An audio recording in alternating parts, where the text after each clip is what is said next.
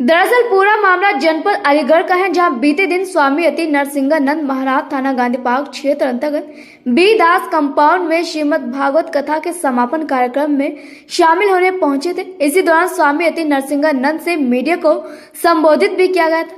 Media को संबोधित करते हुए नरसिंहानंद द्वारा मदरसों व एमयू पर तंज कसे गए थे और मदरसों व एमयू को बारूद से उड़ाने का विवादित बयान दिया गया था। हालांकि उनके विवादित बयानों को लेकर उन पर मुकदमे दर्ज होने के सवाल पर उन्होंने कहा कि मैं सच बोलता हूं, इसलिए मेरे ऊपर मुकदमे दर्ज होते हैं। हो सकता है कि आज के बयान के बाद भी मेरे ऊपर कोई मुकदमा दर्ज हो जाए।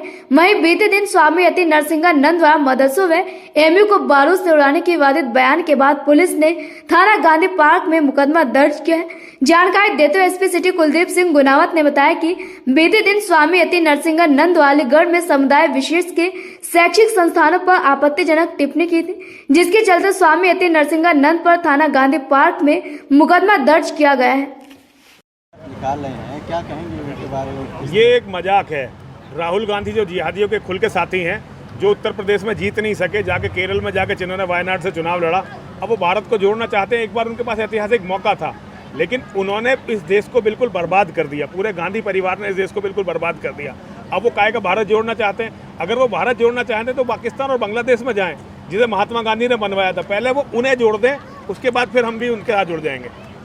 नीतीश कुमार राजनीति पता क्या है, राजनीति बिल्कुल एक मजाक बन के रह गया है।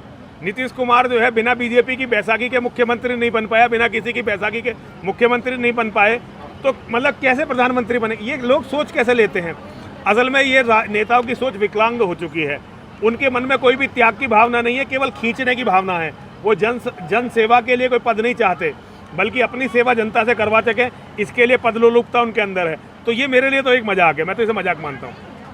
लंपी बीमारी जो है गौ माता मर रही है, लेकिन कोई सरकार का ये बहुत ही दुखद विषय है।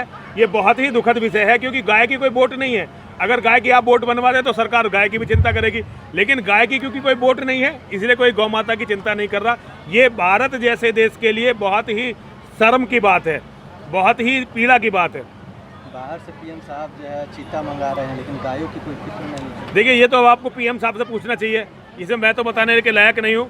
लेकिन देश का दुर्भाग्य है कि गौ माता के लिए कुछ भी इस देश में नहीं होता, बल्कि गौ मार के खाई जाती है। ये हम सब के लिए बहुत ही पीड़ा का विषय है। जितेंद्र नारायण सिंह ने कहा है कि हिंदू धर्म में आने के बाद उनको वो सम्मान नहीं मिला। देखिए, ये भी बात उन्हीं से पूछनी चाहिए। हम तो उनको पूरा सम्मान देते हैं, हम उन्हें अपना भाई मानते हैं, हमारे परिवार का नाम उनके साथ जुड़ा हुआ है, हम तो हर तरह से उनके साथ हैं। लेकिन हो सकता है कि उन्हें ये कम लगता हो, वो ज़्यादा चाहते हो, तो ये वो जाने। हम उनका पूरा सम्मान करते हैं।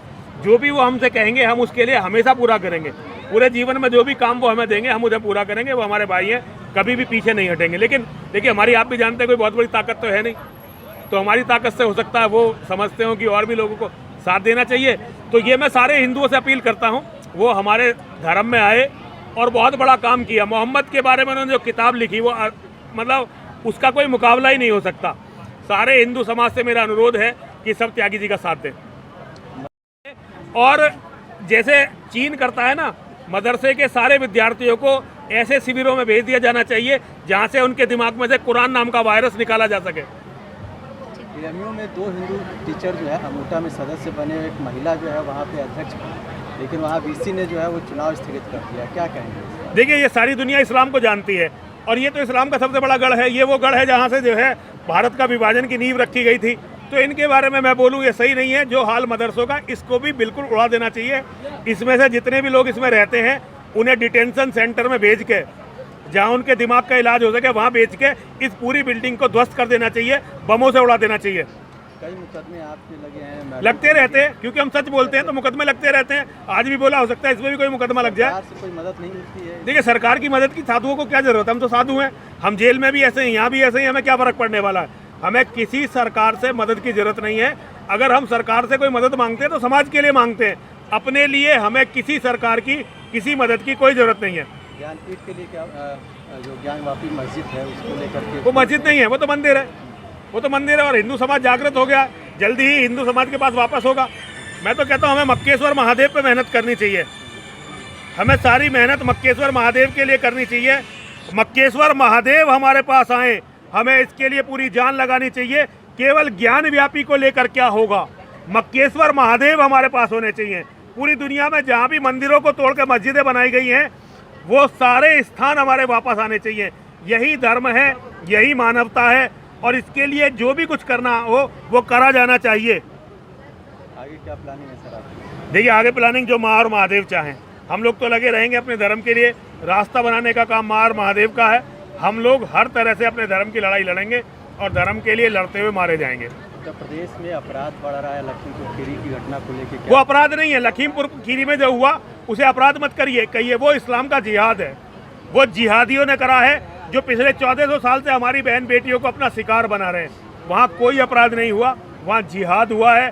पहले जिहाद को समझिए, जिहाद को मिटाइए, तभी मानवता सुरक्षित होगी, वरना जिहाद तो सबको खत्म करेगा। ये हर हिंदू बेटी के साथ होगा एक दिन।